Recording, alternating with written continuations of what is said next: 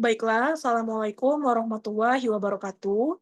Kami dari kelompok 1 akan mempresentasikan hasil diskusi kami.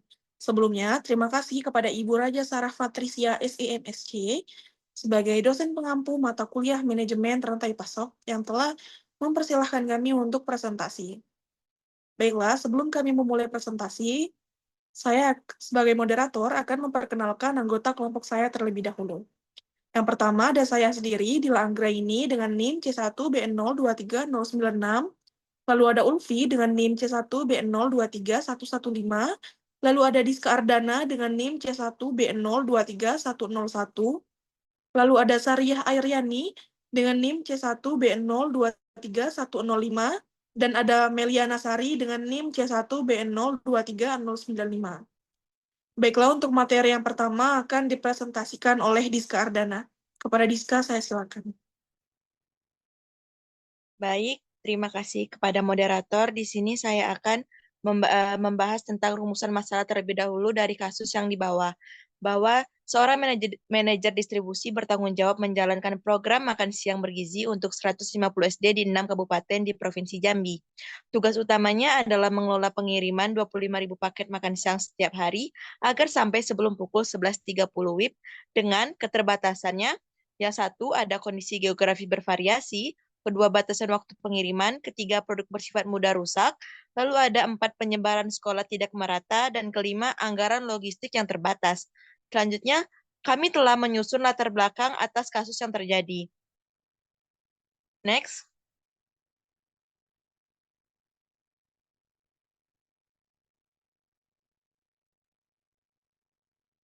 Nah, kami telah menyusunnya. Yang pertama itu adalah program distribusi 25.000 paket makan siang gratis per hari ke sekolah di 6 kabupaten yang ada di Provinsi Jambi.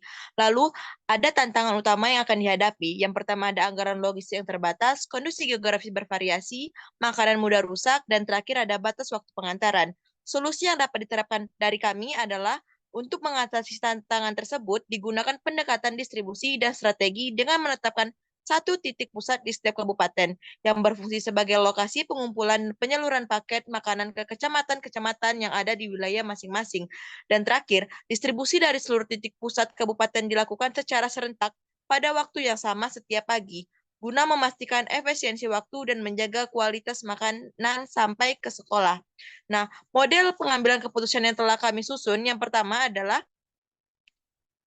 melakukan pengumpulan data dan riset kondisi wilayah secara menyeluruh guna fokus pada gambar umum untuk mendukung pengambilan keputusan. Kedua adalah menetapkan satu titik distribusi utama per kabupaten sebagai pusat pengantaran agar logistik lebih efisien. Ketiga, menggunakan armada lokal sesuai kondisi geografis umum wilayah untuk mendistribusikan ke kecamatan. Keempat, melakukan pengiriman serentak dari semua titik distribusi untuk menjaga koordinasi dan kualitas. Kelima, setelah adanya penerapan model pengambilan keputusan tersebut, kami akan melakukan evaluasi secara berkala. Terima kasih, saya kembalikan kepada moderator. Baik, terima kasih Diska. Materi selanjutnya akan dipresentasikan oleh Meliana Sari. Kepada Meli, saya silakan. Baiklah, terima kasih pada moderator. Selanjutnya saya akan menjelaskan mengenai strategi yang kami ambil. Untuk yang pertama, yaitu strategi yang kami ambil adalah strategi just in time atau JIT, di mana kelebihan dari strategi ini adalah dalam kondisi paket makan yang gratis kami, yaitu makanan selalu segar dan aman untuk dikonsumsi. Lalu tidak ada penyimpanan karena makanan dikirim tanpa stok, sehingga menghemat ruang dan biaya. Lalu meminimalkan pemborosan makanan karena produksinya yang presisi. Lalu cepat tanggap terhadap perubahan jumlah murid, kegiatan sekolah tidak terganggu oleh distribusi makanan. Nah, strategi Just in Time ini makanan selalu dalam kondisi yang baik karena diproduksi setiap hari dan sesuai minta. Lalu makanan akan langsung diantarkan menuju sekolah sebelum waktu makan siang tiba.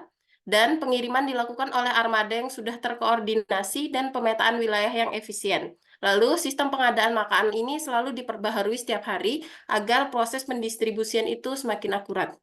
Next.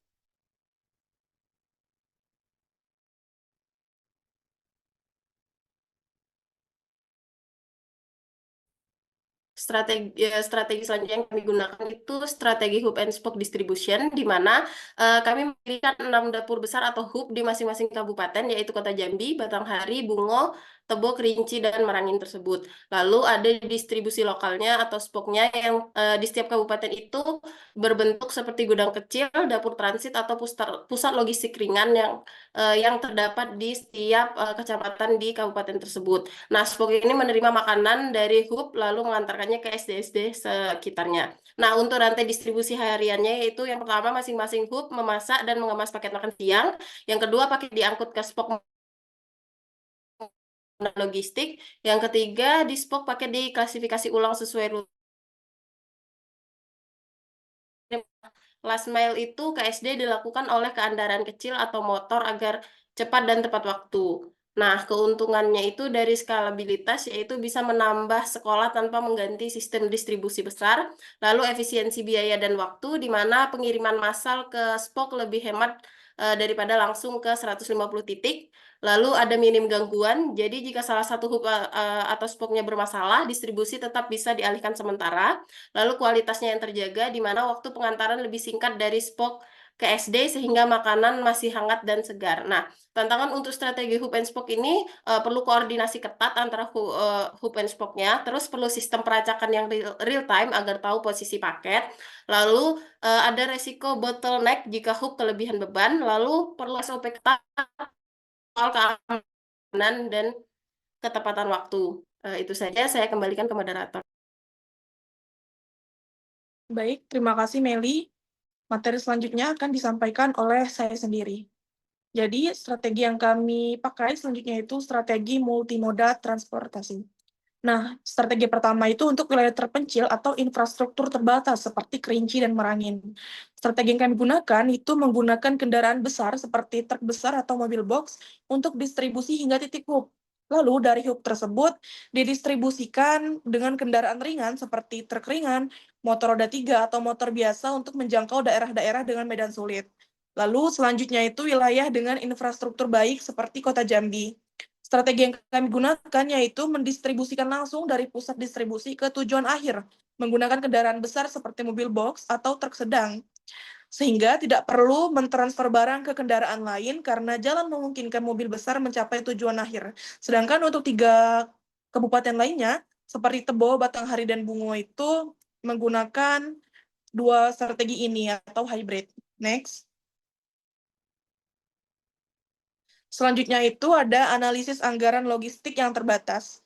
Nah, analisis masalahnya yang pertama itu dana dari pemerintah daerah terbatas sehingga harus digunakan seefisien mungkin. Lalu biaya logistik seperti sewa gudang, transportasi, dan tenaga kerja dapat membebani anggaran.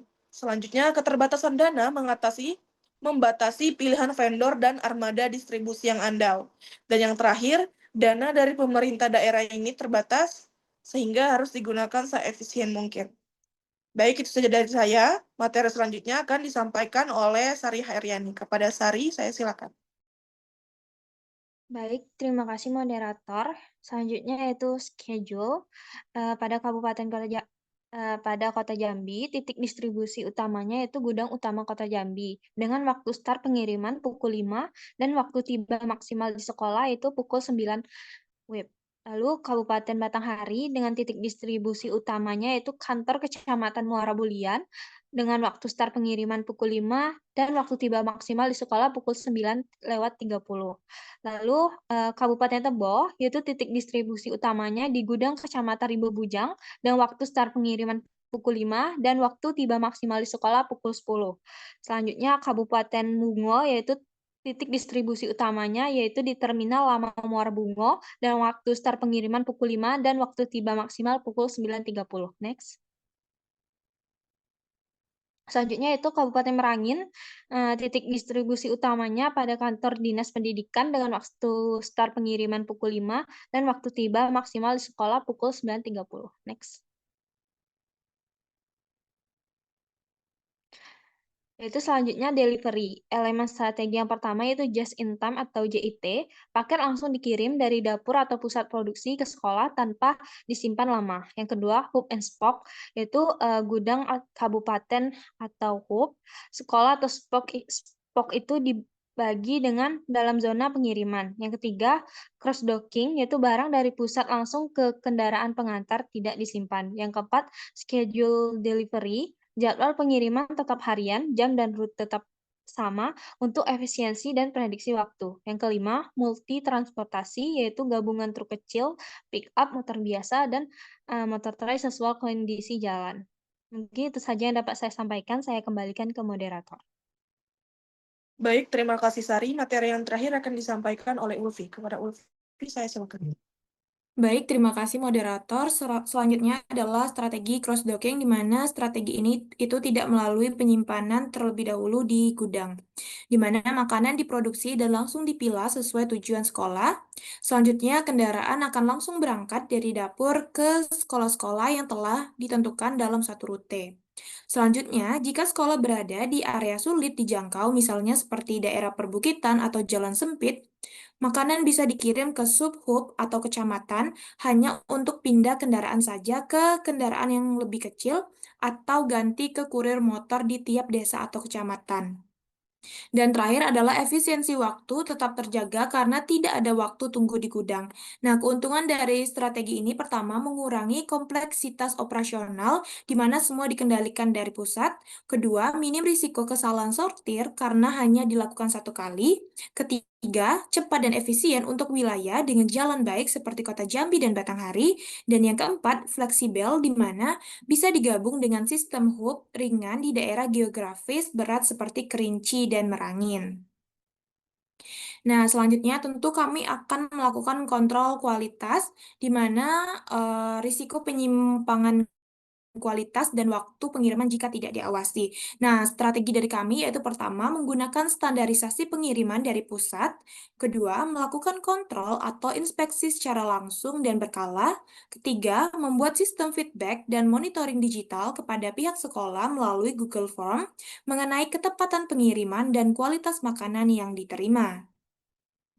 Dan dapat kami simpulkan dari studi kasus ini bahwa untuk mengatasi tantangan distribusi program makan siang bergizi di 6 kabupaten di Provinsi Jambi, dibutuhkan strategi logistik terpadu yang memadukan dapur produksi terpusat di tiap kabupaten, di mana sistem distribusi efisien berbasis prinsip just in time.